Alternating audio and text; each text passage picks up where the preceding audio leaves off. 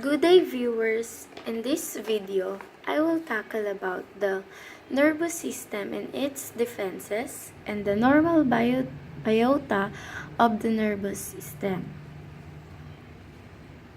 Nervous system can be broken up into two big parts. The central nervous system or the CNS, which is the brain and spinal cord, and the PNS or the peripheral nervous system, which is everything outside of the brain and spinal cord. It will be our nerves and our ganglia and any sense organs. These components have very important functions. There are sensory functions, integrative, and motor functions.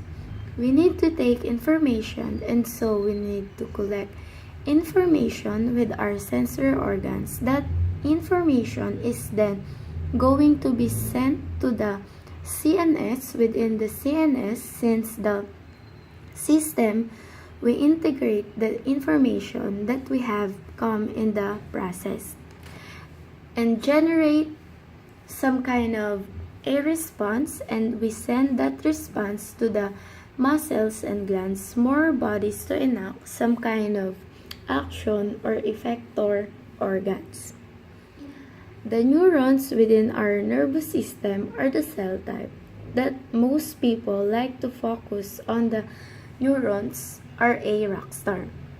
The neurons, the nervous system, they have very dense structures that are associated with the neurons networks of dendrites and the axons that are branching off the neurons, or for those dense structures and neurons make up a large portion of both the brain and our spinal cords. If we look at our brain, it's situated inside of the helmet. So to speak, this helmet is the skull, and our spinal cords also going to be embedded in bone. It's going to be embedded with the vertebral column. The bones that surround spinal cord that make up the vertebral column are known as vertebrae. The soft tissue within these bony structures are going to be encased with three even protective membranes that are known as meninges. We have the dura mater, the arachoid mater, and the pia mater. From outside,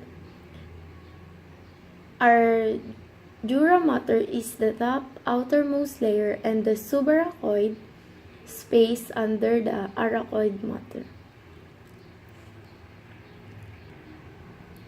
Pia mater is going to be filled with CSF or the cerebral spinal fluid, and this is kind of like a cushion that helps protect those soft structures for our central nervous system. In addition, acting as a liquid cushion for this CNS, the cerebral spinal fluid also circulates around the tissue of the CNS to provide nutrition. Microorganisms can be found in the cerebral spinal fluid during meningitis, when the meninges that the CNS become inflamed, but generally speaking, we're not going to find a lot of microorganisms within the CNS, that cerebral spinal fluid, and we look at the PNS, the cranial and spinal nerves, and as we look at the structure of the nerves, we can see nerves a bundle of axons. Recall an axons. Axon is the extension of the neuron that carries the action potential away from the neuron, and these axons are bundled together, and we will communicate with each other across little tiny gaps called synapses. To communicate across these little tiny gaps, the neurons within the nerves use a chemical known as neurotransmitters. This is a chemical that will transmit electrical impulse across the tiny gaps across the synapse and started the electrical impulse or action potential on the next cell. Here we can see an overview of CNS. We have the brain and the spinal cord making up the central nervous system, and then a bunch of nerves and sensory receptors that make up the PNS. Our nervous system defenses are going to be mainly structural, so we have those bone casings, we have the cerebral spinal fluid, we also have the blood-brain barriers. This is a special box color interface between the cardiovascular system and cerebral spinal fluid. We don't actually have blood go directly to the brain tissue itself. Instead, the blood will transmit its nutrients to the cerebral spinal fluid, and then the cerebral spinal fluid and transmit nutrients to the nervous tissue. The cells that are make up the blood vessels in the brain have special connection in them that make them very imperfect to leaks, makes it very difficult for something to leak out of the bloodstream into the cerebral spinal fluid. And the special connection in between the cells of the blood vessels only allow for a few select tiny molecules to pass through most microorganisms and antibodies. And I should also emphasize leukocytes, for that matter, are not able to enter the street with spinal fluid and the CNS because of that blood-brain barrier. So because of this, we call it say that the CNS is immunologically privileged. It is only able to have partial or different immune responses compared to the rest of the body. One of the reasons for that is because of how important the same as function is. CNS was compromised even by temporary of inflammation or the temporary normal immune response that can be very detrimental or damaging to us as a human. So instead, we're going to have an alternative immune system and our CNS. And in our CNS, it's going to be made of microglia and brain matter of patients.